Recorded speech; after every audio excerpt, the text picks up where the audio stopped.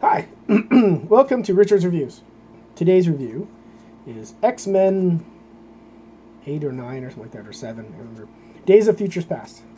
This one involves time travel and some interesting characters. What happens is, in the near future, this kind of follows the animation, I guess you say. In the near future, the Setinals attack and are hunting down mutants, and there's a lot of destruction. In this version, the what do you call it? Sentinels are evolved to a level that they can actually absorb their powers and like kill them and everything. It's pretty wild. The intro is very powerful in a sense. You see them battling and trying to get through. It's surprising which ones are left at the end of this one, and then they make it to an area where they try to protect themselves so that they can send. Their plan is to send Wolverine back in time to before the Sentinels were created and try to change what happened. So to do this, they need to get away, and so the beginning of the future, you see the old version of everybody. And then he sends Logan back in time to the past where he sees the young version of everybody, which is interesting. They definitely play on... It's an interesting story because they get to put everybody together, I guess, from the two versions now. You have the young X-Men and the old X-Men. So he has to go back in time and stop whatever caused the Sentinels to occur.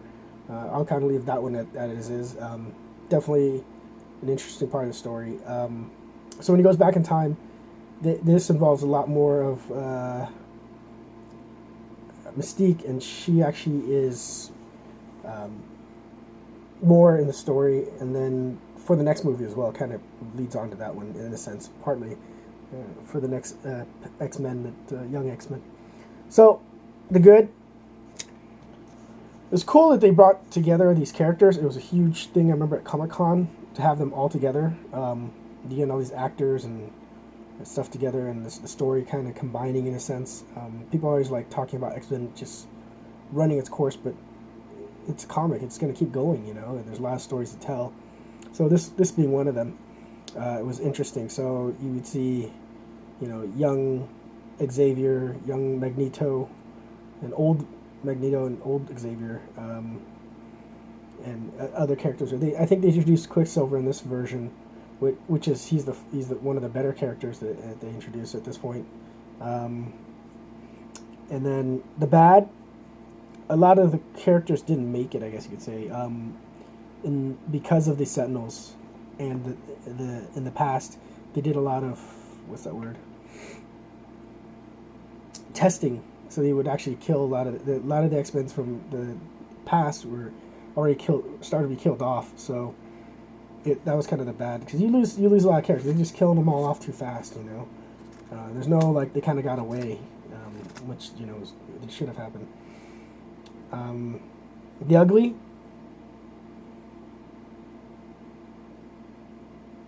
Oh, you know what? That actually was the ugly. Was that they were killing off these mutants. The bad was that a lot of mutants didn't get a lot of airtime. It's very limited because there's so many characters to straddle around. So they definitely were killing off mutants in this story. So, what do you get in this? You get this cool cover, and on the back you see them. Each of the characters pretty much doing some kind of pose or being in a position that you're more familiar with. Inside you have the